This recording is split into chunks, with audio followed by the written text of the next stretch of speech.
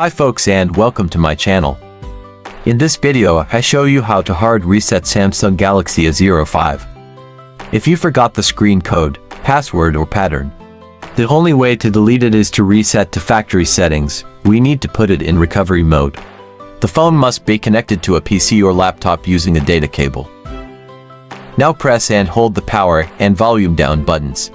When the phone turns off or restarts, press the power and volume up button until the Samsung logo appears.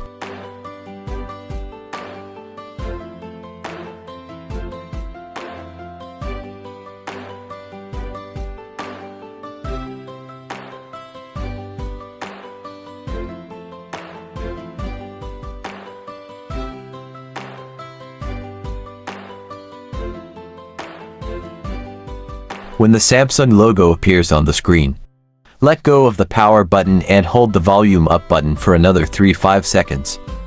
In recovery mode, press the volume keys to navigate in the menu and the power key to validate. Go to Wipe Data Factory Reset and press power button. Select Factory Data Reset and press power button.